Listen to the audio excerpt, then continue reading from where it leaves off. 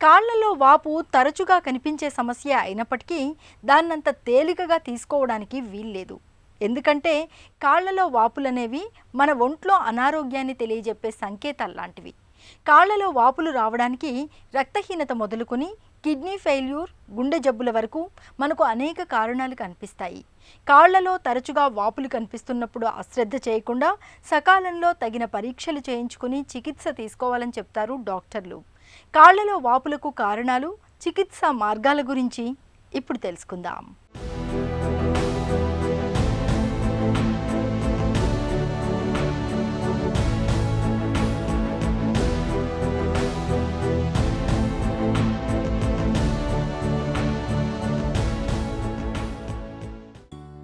ఎక్కువ దూరం ప్రయాణం చేసినప్పుడు, గంటల తరబడి కూర్చుని ఉన్నప్పుడు కాళ్లలో వాపులు రావటం సహజమే.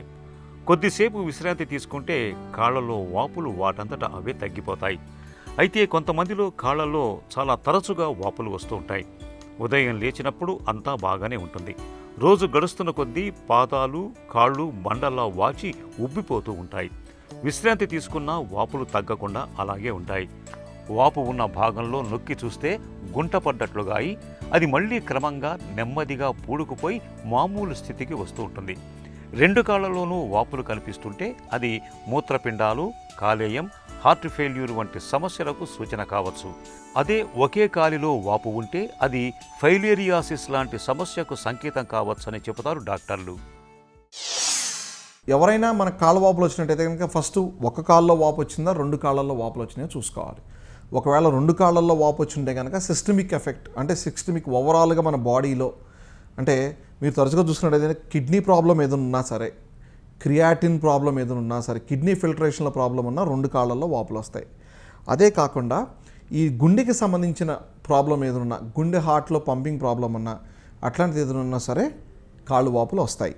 ఓకే, అలా కాకుండా ఈ ఒక్కొక్కసారి పేషెంట్స్ బీపీ మెడికేషన్స్ వల్ల, బీపీ ట్యాబ్లెట్స్ వేసుకోవటం వల్ల వచ్చే, కొంతమందికి కాల్షియం ఛానల్ బ్లాకర్స్ అంటాము, ఇవి వేసుకోవటం వల్ల కూడా కాళ్ళ వాపులు అనేవి వస్తాయండి. ఇదే కాకుండా కొంతమందికి ఆ బాడీలో ప్రోటీన్ శాతం తగ్గటం వల్ల, ఆల్బుమిన్ తగ్గటం వల్ల, ఓకే, వీళ్ళల్లో కూడా ఈ కాళ్ళ వాపులు అనేవి వస్తాయి. అదే కాకుండా కింద నుంచి పైకి తీసుకెళ్లే రక్తనాళాలు సరిగ్గా రక్త సరఫరా గుండెకి తీసుకెళ్ళకపోయినా, అంటే వ్యారికోజ్ వెయిన్స్ కానీ, లేకపోతే ఇంతకుముందు వాళ్ళకి డీవీటీ, డీప్ వెయిన్ థ్రాంబోసిస్ ఎప్పుడన్నా వచ్చుంటే కనుక వీళ్ళల్లో కూడా కాళ్ళు వాపులు అనేవి వస్తాయి. ఇదే కాకుండా బోధకాలకు సంబంధించిన సమస్యలు ఉన్నా సరే కాళ్ళు వాపులు వస్తాయి. రీనల్ ఫంక్షన్ టెస్ట్ అంటాం, అంటే క్రియాటిన్ ఎలా ఉంది, మిగతా కిడ్నీ ఫిల్టరేషన్ ఎలా ఉంది, అవసరమైతే నెఫ్రాలజిస్ట్ చూపించుకున్నట్టయితే కనుక USG-QAB టెస్ట్లు అంటాం. ఈ టెస్టులు చేసి దీనికి సంబంధించిన, దీనివల్ల ఏమన్నా కాళ్ళు వాపులు వస్తున్నాయా, నెక్స్ట్ గుండెకి సంబంధించిన సమస్యలు, అంటే ECG చేసి గుండె హార్ట్ కరెక్ట్గా కొట్టుకుంటుందా లేదా, లేకపోతే ఎకో టెస్ట్ చేయించి ఈ ఫంక్షనాలిటీ, అంటే ఎజెక్షన్ ఫ్రాక్షన్ బాగుందా లేదా, సిస్టోలిక్ ఫంక్షన్, డయాస్టోలిక్ ఫంక్షన్స్ బాగున్నాయా లేదా, ఒకసారి కార్డియాలజీకి వాళ్ళకి చూపించుకోవటం కానీ ఇవి.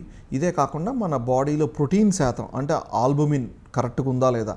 చాలామందికి మనం తరచుగా చూసేది ఏంటంటే డయాబెటిక్ పేషెంట్స్లో డయాబెటిక్ నెఫ్రోపతి అంటాం. ఈ డయాబెటీస్ ఉండటం వల్ల, ప్రొలాంగ్ డయాబెటీస్ ఉండటం వల్ల కిడ్నీ ఫిల్టరేషన్ తగ్గిపోయి యూరిన్లో ప్రోటీన్స్ వెళ్ళిపోతూ ఉంటాయి. ఈ ప్రోటీన్ శాతం వెళ్ళిపోవటం వల్ల బాడీలో ప్రోటీన్ శాతం తగ్గి ఈ బాడీలో ఫ్లూయిడ్ అక్యుములేషన్ ఎక్కువ అవుతుంది. దానివల్ల కూడా కాళ్ళు వాపులు వస్తాయండి. కాళ్లలో వాపులు రావటానికి చాలా వరకు కారణం అక్కడ నీరు చేరటమే. మనం రోజులో ఎక్కువసేపు నిల్చుని కూర్చుని ఉంటాం కాబట్టి కాళ్లలో, ముఖ్యంగా పాదాలు, చీలమండలు, మడమల దగ్గర నీరు చేరుతూ ఉంటుంది. ఇలాగే కొన్నిసార్లు శరీరంలోని అంతర్గత భాగాల్లో, అవయవాల దగ్గర కూడా నీరు చేరచ్చు.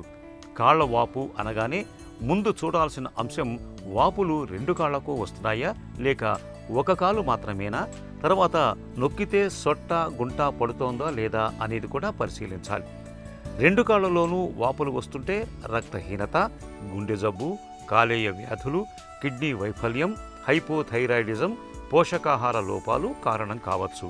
కొన్ని రకాల మందులు, ప్రత్యేకించి high BP, diabetes, acidity, pain కిల్లర్ల వాడకం వల్ల కూడా కాళ్లలో వాపులు వస్తుంటాయి. ఒక కాలులో వాపులు వస్తుంటే అందుకు చాలా వరకు బోధకాలు, varicose veins, deep vein thrombosis, venous insufficiency, cellulitis సమస్యలు కారణంగా ఉంటాయి. కొంతమందిలో ఏ కారణం లేకుండానే కాళ్ల వాపులు వస్తూ ఉంటాయి. ఈ రకమైన పరిస్థితిని ఇడియోపతిక్ సైక్లిక్ ఎడిమాగా పిలుస్తారు. ట్రీట్మెంట్ ఇప్పుడు ఆల్రెడీ మనం చెప్పాం, సెల్యులైటిస్ అంటాం. కాళ్ళు వాపుల వల్ల ఇన్ఫెక్షన్స్ వస్తే కనుక, ఒకటి కిడ్నీ వల్ల కాళ్ళు వాపులు వచ్చినట్టయితే కనుక, అంటే ఈ కిడ్నీకి సంబంధించిన సమస్యలు అయితే కనుక డెఫినెట్లీ నెఫ్రాలజీ డాక్టర్ దగ్గరికి వెళ్ళి ఈ కిడ్నీ సంబంధించింది, ఫిల్టరేషన్ ఎక్కడ ప్రాబ్లం ఉంది ఏంటి, వాళ్ళకి సంబంధించిన మెడికేషన్, ఫర్దర్గా కిడ్నీ రేనల్ ఫెయిల్యూర్కి వెళ్లకుండా స్టేజ్ 1 నుంచి స్టేజ్ 2 లేకపోతే నెక్స్ట్ ఫర్దర్ స్టేజ్కి వెళ్ళకుండా రేనల్ ఫెయిల్యూర్స్ ఆపగలుగుతారు. అలా కాకుండా గుండెకి సంబంధించిన ఏదైనా కాళ్ళు వాపులు అయితే కనుక డెఫినెట్గా కార్డియాలజీ డాక్టర్కి వెళ్ళి గుండెకి సంబంధించిన ఫంక్షనాలిటీ కానీ లేకపోతే ఇంకేదన్నా ప్రాబ్లం, లేదంటే బీపీ మెడికేషన్స్ వల్ల కాళ్ళు వాపులు వచ్చినా సరే గుండె డాక్టర్ దగ్గరికి వెళ్ళి చూపించుకున్నట్టయితే కనుక ఆ మెడికేషన్స్ వల్ల హార్ట్ మీద ప్రభావం చూపించుకోకుండా తర్వాత ఫిల్టరేషన్ బాగా అయ్యి బీపీ మెడికేషన్స్ వల్ల కాళ్ళు వాపులు రాకుండా చూస్తారండి. 4వది ఇందా చెప్పినట్టు మనం ఆల్బుమిన్, యూరిన్లో ప్రోటీన్స్ వెళ్తున్నట్టయితే కనుక కొన్ని రకాల డ్రగ్స్ మనం చేంజ్ చేసి కొంచెం ప్రోటీన్ లాస్ అనేవి కొంచెం తగ్గించగలిగితే యూరిన్లో, తర్వాత ఆల్బుమిన్ శాతం మన బాడీలో పెరుగుతుంది. యూరిన్లో ఫిల్టర్ కాకుండా చూసుకుంటే బాడీలో ప్రోటీన్స్ పెరుగుతాయి. అది తర్వాత ప్రోటీన్ ఇంటేక్ పెంచుకుంటే, మనం తినే ఫుడ్లో ప్రోటీన్స్ పెంచుకుంటే కనుక ప్రోటీన్ శాతం బాడీలో పెరిగి కాళ్ళవాపులు రాకుండా ఉంటాయి. అదే థైరాయిడ్ ప్రాబ్లం ఉన్న వాళ్ళకి థైరాయిడ్ ప్రొఫైల్ టెస్ట్ చేయించుకొని థైరాక్సిన్ లెవెల్స్ ఎంత తీసుకోవాలి ఏంటి అని డెఫినెట్గా ఎండోక్రైనాలజిస్ట్ కలిస్తే కాళ్ళవాపులు ప్రాబ్లం లేకుండా. అదే కనుక వారికోజ్ వెయిన్స్ వల్ల కాళ్ళవాపులు వచ్చినట్టయితే కనుక మాయిశ్చరైజర్ రాసుకొని స్టాకింగ్స్ వేసుకున్నట్టయితే కనుక daily morning time day time వేసుకున్నట్టయితే కనుక ఆ కాళ్ళవాపులు రాకుండా ఉంటాయి. అదే కనుక లింఫెడిమా అంటే ఫైలేరియాసిస్ అంటాం, దోమకాటు వల్ల లేకపోతే వంశపారంపరంగా వచ్చే బోధకాలు వల్ల, వీటి వల్ల కాళ్ళు వాపులు వచ్చినట్టయితే కనుక వీటిని ఫర్దర్గా పెరగకుండా ఉండటానికి ఆ కంప్రెషన్ పంప్స్ ఇచ్చుకుంటా ఆ లింఫాటిక్ సర్క్యులేషన్ బాగా పైకి లింఫాటిక్ ఛానల్స్ ద్వారా పైకి పంపించుకోగలిగితే కనుక కాళ్ళు వాపుల్ని మనం రాకుండా పెరగకుండా చూసుకోవచ్చు అండి ట్రీట్మెంట్. కాళ్లలో వాపులు వస్తున్నప్పుడు ఒక కాలు వాచినా 2 కాళ్ళు వాచినా దాన్ని ఏమాత్రం నిర్లక్ష్యం చేయకూడదు. తప్పనిసరిగా వైద్యుల దృష్టికి తీసుకెళ్లి కొన్ని పరీక్షలు చేయించుకోవాలి. రక్త పరీక్ష, మూత్ర పరీక్ష, ఎక్స్రే, ఈసీజీ, పొత్తికడుపు స్కానింగ్, ఎకో, డాప్లర్ వంటి పరీక్షలు అవసరమవుతాయి. వీటిలో సమస్యకు మూలం ఎక్కడుందో నిర్ధారించి వైద్యులు దానికి అనుగుణంగా చికిత్స అందిస్తారు. సాధారణంగా కాళ్ల వాపు వచ్చిన అన్ని సందర్భాల్లోనూ ఒకేలాంటి నిర్దిష్టమైన చికిత్స ఉండదు. కారణాన్ని బట్టి చికిత్స మారుతుంది. కిడ్నీల వైఫల్యం ఉన్నప్పుడు ఇమ్యూనో సప్రెసెంట్స్, డయూరెటిక్స్ వంటి మందుల్ని వాడాల్సి వస్తుంది. అలాగే కాలేయ జబ్బులు, హైపోథైరాయిడిజం, గుండె జబ్బు ఉన్నప్పుడు ఆయా సమస్యలు తగ్గేలా మందుల్ని సూచిస్తుంటారు. ఒకే కాలులో వాపును తెచ్చిపెట్టే బోధకాలకు డైఇథైల్ కార్బోమైసిన్ వాడాల్సి ఉంటుంది. వెరికోజ్ వీన్స్కు స్టాకింగ్స్తో పాటు అవసరాన్ని బట్టి సర్జరీ కూడా చేయాల్సి రావచ్చు. సెల్యులైటిస్ ఉన్నప్పుడు యాంటీబయాటిక్స్ వాడాల్సి ఉంటుంది. చాలామంది మేము తరచుగా చూసేదంటే కాళ్ళు వాపులే కదా అని చెప్పి చాలా నెగ్లెక్ట్ చేస్తారు. అలా కాకుండా ఏ కాలైతే వాపు ఉందో దాన్ని మనం మాయిశ్చరైజర్ చేసుకొని, అంటే కాళ్ళని డ్రైగా ఉంచుకోకుండా మాయిశ్చరైజర్ చేసుకున్నట్టయితే కనుక మనకి ఎక్కడ స్కిన్ క్రాక్స్ అనేవి రావు. ఎందుకంటే కాళ్ళు వాపులు రాగానే ఏమవుతుంది, చర్మం కింద ఉన్న సబ్క్యూటేనియస్ టిష్యూ ఆ ఫ్యాట్ ప్లేన్లో నీరు చేరుతుంది. నీరు చేరంగానే ఏమవుతుంది, స్కిన్ స్ట్రెచ్ అవుతుంది. ఒక లెవెల్ వరకు స్కిన్ తీసుకుంటుంది. ఇప్పుడు మన బెలూన్లో వాటర్ పోసి ఎంత లెవెల్ వరకు తీసుకుంటుందండి, ఒక లెవెల్ వరకు తీసుకోగలదు. ఇంకా వాటర్ నింపితే ఏమవుద్ది, లేకపోతే బెలూన్లో గాలి వదిలేమవుతుంది, పగిలిపోద్ది. అలాగే స్కిన్ కూడా ఒక లెవెల్ వరకు మనం వాటర్ని రిటైన్ చేయగలదు. కాళ్ళ వాపులు ఒక లెవెల్ దాటిన తర్వాత స్కిన్ ఏమవుతుందండి, క్రాక్ వస్తుందండి. స్కిన్ క్రాక్ రాగానే స్కిన్ మీద అందరికీ మనకి నార్మల్ బ్యాక్టీరియా ఉంటుంది. ఏమవుతుంది, ఆ స్కిన్ మీద ఉన్న బ్యాక్టీరియా లోపలికి ఎంటర్ అవుతుంది. ఆ క్రాక్ వల్ల, ఆ స్కిన్ డ్రై ఉండటం వల్ల కానీ క్రాక్ వల్ల కానీ లోపలికి వెళ్ళంగానే ఏమవుతుంది, నీరు ఉంటుంది. షుగర్ ఉందనుకోండి, ఇంకా అది కూడా ఫుడ్ వాటికి సెల్యులైటిస్ అనే ఇన్ఫెక్షన్ స్టార్ట్ అవుతుంది.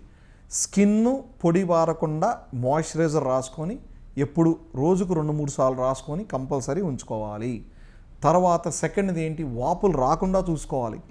మార్నింగ్ లేచిన వెంటనే కాలు కింద పెట్టకముందే క్రేప్ బ్యాండేజ్ కానీ, పింక్ కలర్ పట్టీ కానీ, లేదంటే stockings as per your doctor advice, doctor ఏదైతే అడ్వైజ్ చేస్తారో అవి వేసుకున్నట్టయితే కనుక కాళ్ళు వాపులు రాకుండా ఉంటాయి. కాళ్ల వాపును చూసి కంగారు పడాల్సిన పని లేదు. కానీ కాళ్లలో వాపులను ఎట్టి పరిస్థితుల్లోనూ నిర్లక్ష్యం చేయకూడదు. కాళ్ల వాపునకు కారణం ఏదైనా ఆహారంలో ఉప్పు వాడకాన్ని బాగా తగ్గించుకోవాలి. ఎక్కువసేపు నిలబడకుండా ఉండాలి. రాత్రిపూట పడుకునేటప్పుడు కాళ్ల కింద ఎత్తుగా దిండు పెట్టుకోవాలి. నిత్యం నడక వంటి వ్యాయామాలు చేయటం మేలు. రోజంతా కూర్చుని పనిచేసుకునేవారు మధ్య మధ్యలో లేచి అటూ ఇటూ 4 అడుగులు నడవటం మంచిది. మందులు ఏవైనా వాడుతుంటే వాటి గురించి వైద్యులతో చర్చించాలి. కిడ్నీ, గుండె, కాలేయ జబ్బులతో బాధపడుతున్నప్పుడు డాక్టర్ సలహా మేరకు మందుల్ని తప్పనిసరిగా వాడాలి.